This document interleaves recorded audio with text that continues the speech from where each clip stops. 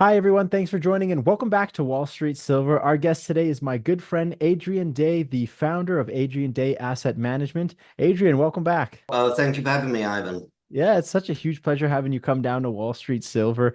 There's so much excitement that's happening in the markets. I wanted to get you on to let's dive right into it.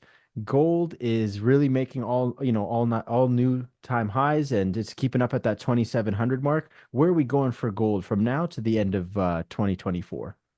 Yeah, I mean, like a lot of people, I've got to think we're going to have a pullback at some point. I Right. mean, that's just normal for markets. What's remarkable, over the last month, too, and the last week, every pullback is immediately reversed. Gold is really resistant, and sometimes it's Asia down, but Europe up. Sometimes it's Asia up, Europe down, America up. There's no particular pattern to it. But gold is very, very resilient. Every time it drops, buying comes in. I think there has to be a pullback at some point, and that could come on any kind of news Right. that would just trigger profit taking. But by the end of the year, I mean, I'm thinking gold has to be higher. Even 3,000's in sight. That's a little aggressive, perhaps, for the end of the year, but I think gold's definitely going to be higher by Well, the they end. haven't even seriously started to reduce rates yet. Right. Well, we had the one cut in the US. We had the one cut of 50 basis points. Canada, of course, has cut rates a few times, but it's just a beginning, right? We're at the beginning of a rate cutting cycle. Absolutely. And the important thing to realize is we're at the beginning of a rate cutting cycle before inflation has been properly um, Acknowledged. controlled, killed, whatever word you want to use. Right. And even though, and this is exactly what happened, in the late 1970s with Arthur Burns, even though Jerome Powell keeps, it's said he goes around the office saying he doesn't want to be remembered as another Arthur Burns. But we forget Arthur Burns was raising rates for Right. years, but he was always lagging inflation. And it Right. was only when Volcker came in and got ahead of inflation, but we controlled inflation or killed inflation. And that's really what's been happening here. So, inflation's still stubborn, rates coming down. That spells stagflation to me. So what is the next, I guess, do you think the Fed, as they continue to reduce rates, you're going to start seeing that pressure on the US dollar, is that what's keeping gold up? Like, you're saying you're seeing these moves in gold, but it's being bought up right away. What are you seeing there? Well, it's we don't get the central bank numbers, day by day or week by week. Right. I suspect there's ongoing central bank buying. It would be surprising if there were not. There's definitely ongoing buying in China, and there's an increase in buying. Excuse me, an increase in buying from the West, both in gold and silver, and the precious metal stocks as well. Right. If you look back at September, even in September, when gold and silver were at highs, then right, they were moving up, they were at highs. Most gold funds, most precious metal funds still had. There's about $15 trillion worth of physical gold in the world sitting there costing money rather than being used. It's just absolutely insane. Monetary Metals is bringing gold back into the financial world, putting gold to productive use right now. The problem with gold, of course, in physical form is that it's heavy, it's cumbersome, it's not particularly easy to ship, and it costs money to store in a protected manner. This platform Monetary Metals created is a proven concept and allows gold to be put to productive use, so that instead of sitting there costing you money, it's actually in use earning you money. Learn how you can earn 2 to 5% in our leasing program and how accredited investors can earn up to 12% on silver paid in silver. This advertisement is not investment or financial advice. Minimum investment applies. Net outflows for the month of September, which is Right. quite astonishing, really. Now, I suspect that when we see October's numbers, that will have reversed.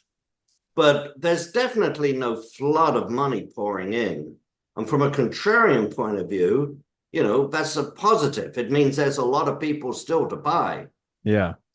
And are you going like a lot of people online, Adrian, are talking about, with silver, the volatility of silver as well. We're going to start seeing a lot of that as like coming soon. Do you think are we're going to start seeing a lot of volatility as silver makes these big moves? Yeah, I suspect so. I mean, silver's always, you know, it has more leverage than gold, and it always, and traditionally it's been more volatile than gold as it moves up. So I think there's no particular reason I can think of that will change. Right. Obviously, the industrial demand has become even more powerful in the last couple of years. With solar panels in particular. And I don't think that's going away. I mean, I'm not a big sort of ESG guy, and I'm not a big renewables guy. And, to me, wind farms despoil the countryside and kill a bunch of birds and fish. I don't think they're particularly environmentally friendly. Right. But in addition to that, of course, you need places where the wind blows. Similarly with solar, you need places where the sun shines. But the truth is, there's a lot of parts of the world that could really boost their power reliability by installing more solar panels. So I think that's only going to continue. And as they get cheaper and more efficient, the efficiency is important because, in the past you had to replace the solar panels fairly frequently. Right. And now, the length of time that they last and are reliable is getting extended. So from a one user point of view, that means less silver, right? Because you don't have to replace it so quickly. Right. But from an overall global perspective, it means they become cheaper and more economic for more and more people to use. So yeah, that's very powerful. Absolutely. But yeah, to answer your question, I see no reason. Silver's a much smaller market than gold. There's no reason to think it won't continue to be volatile as it moves up.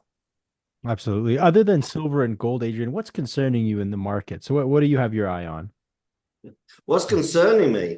What's concerning me is that we haven't had a pullback yet. Yeah, Because that's worrying. yeah, I mean, markets should have pullbacks. That's just normal. So I mean, we're going to get one at some point. And it'll come from some piece of news, who knows what. It might be the Fed skips cutting rates 1 month, and that sort of freaks people out. But what will cause the metals to correct is just the fact that we've had such strong runs and people want to lock in profits. Yeah. I don't see any fundamental news that is going to fundamentally change the positive outlook for gold and silver. Is the US suddenly going to say, quit this weaponization of the dollar? You can go ahead and sell the dollar in your reserves if you like. Don't worry about it. You can set up an alternate payment system. Don't worry. That's not going to happen. That's not going to happen. Is US and Europe and Britain suddenly going to become fiscally responsible and cut their debt? Okay, no. So I don't see any fundamental thing that is going to change the favorable outlook. It's only going to be a short-term correction. Only a short-term correction. Yeah, absolutely. I agree with that, Adrian. And there's not only is inflation getting out of control, but I feel like and we all know this in the silver and gold community, geopolitical issues are very short-lived for the precious metals rally. Right. So, but I mean, at the end of the day, if you're having like almost so many countries around the world, Middle East, going to war, Russia, Iran, Israel, everyone's at war. Doesn't that paint a picture where, the world does need precious metals, they do need stable assets? Sure. Look, there's no question that political instability, let's call it that, or geopolitical instability is a supportive factor for precious metals rather than a negative factor. Right. But as you said, geopolitical events tend to be short-lived for precious metals. Now, if you start to get geopolitical events, as you're describing, popping up all around the world and not going away, but simply getting worse, then perhaps that impact will be a little bit longer.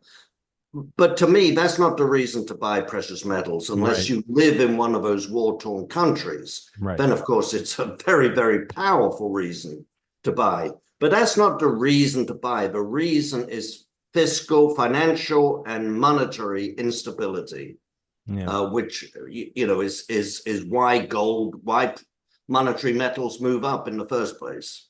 Yeah, no, you absolutely nailed it, Adrian. Now, where could people connect with you before you head off? Where could people connect with you? I'll put your links in the description. Yeah, the website is adrianday.com, and that has both information both on my newsletter and on my money management.